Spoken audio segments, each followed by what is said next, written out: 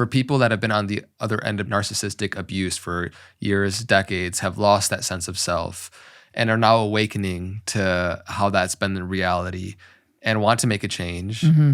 It can be very complicated, like you said, when there's financial ties, when there's kids in the picture, when there's so many different things. Where does one begin when they start to awaken to this, to one day having a vision of finding themselves again, discovering their own voice and freeing themselves from so much abuse?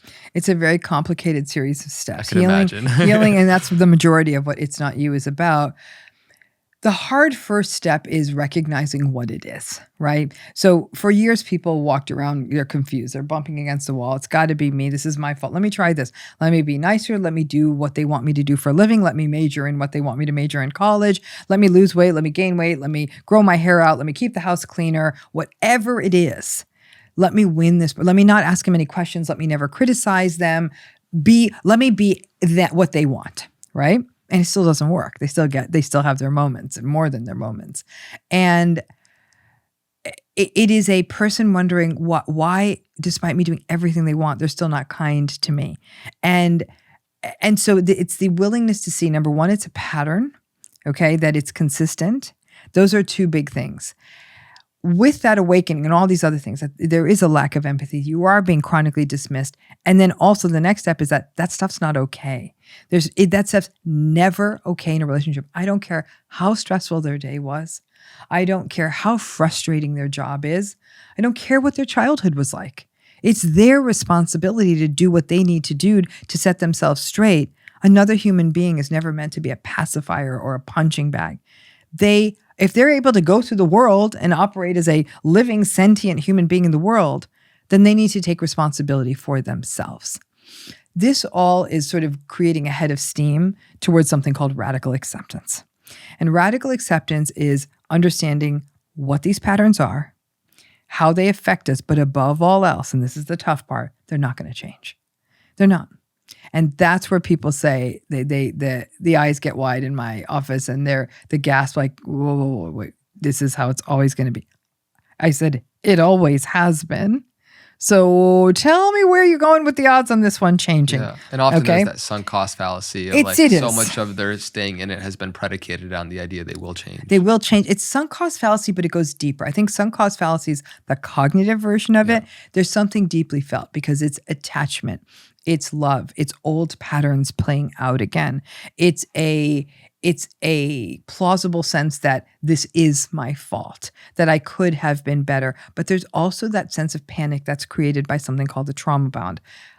Getting to radical acceptance means understanding that this isn't just about how you think about this, but it is a feeling. And the trauma bond is a relationship, sort of a dysfunctional relationship structure created in a relationship where there's hot and cold, back and forth, up and down, good and bad. Just when you think it's terrible, just when you're like, okay, I'm done, something good happens.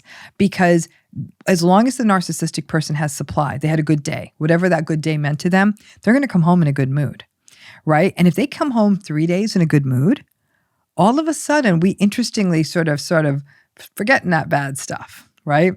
A phenomenon that Jennifer Fried has, she calls it something called betrayal blindness, but we forget the bad things because that doesn't fit all these good things. And these good things feel good and it means we don't have to disrupt the status quo. But trauma bonding can mean that a person makes so many justifications, not even just in their mind, but almost physiologically, they believe them, that the idea of leaving the relationship fills a person with a sense of panic. They feel like leaving this feels like cutting off my own arm, not to mention the practical stuff. Minor children, financial issues, housing, culture, religion, stigma. I mean, all that stuff matters too. So when you throw that into the recipe too, it's very, very difficult sometimes for people to even think about leaving, and sometimes they simply cannot. But with the radical acceptance and truly understanding, it not only will it never change, they will never see your point of view. That's a hard one for people. Like, you mean they're never going to get what they did to me? I'm like, probably not. No, maybe sometimes people get a deathbed confession, but are you really going to sit around and put your life on ice for that? Probably not. So there is that. Once you take that away, and I always say my work is building a scaffold around a person because then I'm going to take out the central pillar of the building. And then I need the structure to stand, which is the person. And so once that happens, once a person really gets to radical acceptance, the next thing that happens is a tidal wave of grief. The grief of everything, the grief of never really having a childhood where you felt safe, the grief of losing what you thought was your love story, the grief of not having the family you had made last, the grief of lost opportunity, the grief of a worldview, the grief of a loss of innocence. So many losses pile up. And a person says, that means a loss of status quo. It's a loss of the ground underneath you. The grief goes, and like all grief, human beings are built like this. We grieve and then we heal. Every living thing on the planet heals. Trees grow back branches, starfish grow back arms, and human beings heal internally too. And so after the grief really then becomes a sense of you start doing the work of individuation. Who am I? What am I about? That's often gotten lost. And for people with narcissistic parents, they never figured that out in the first place. That deep dive, that sort of self-exploration. I said, it's almost like going on a tour, but it's of yourself. And you're like, oh, I never knew that person painted that. It's almost like, I never knew I liked this, or I never knew this was my interest, because to allow yourself to explore that while you were in a narcissistic relationship felt forbidden and even dangerous. So it becomes that process of who am I? What am I about? It becomes building up healthy voices. We put 90% of our energy into our most toxic relationships and 10% into the relationships that actually give back to us in absolute gifts all the time. Why? Because the toxic people are always asking stuff of us. And that 10%, those glorious people, they don't ask for anything. Flip it. Give the 90% to the good people. The returns are going to be so high. And the toxic people, give them some supply and call it a day. That's all they want from you anyhow. They're going to be mad at you either way. So you might as well put less time in that and then put it in other places. So build up those social supports, build up your inner world, give yourself permission to do that. Recognize that the grief comes up time and time again. But also, I know that not everyone can leave. So can healing happen if you stay in one of these relationships? It can. It's slower. It's different, but it happens.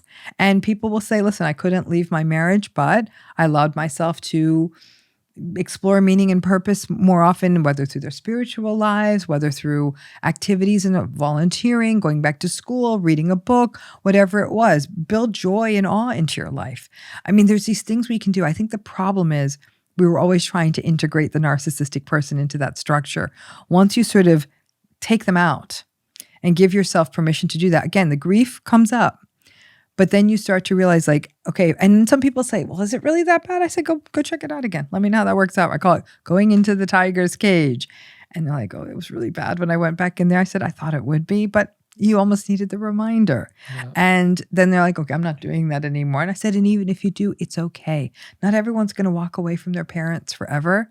But you can find new ways of being with them, no longer going to them for approval. Listen, there are 45-year-old people who are still running up to their parents with their promotion and their new house and their look at my achievements, like a 5-year-old would bring a drawing to them. There is that grief around there. They're never going to see it. But if you're surrounded by other people that do, we all have different stories. It doesn't always have to be that your parents saw it all. It's just a different story. And I think out of that, recognizing that you have the ability to go and take care of you, I think it really unleashes something within a person to actually do what a lot of people who are comfortable never get to do, which is really get to know themselves wholly.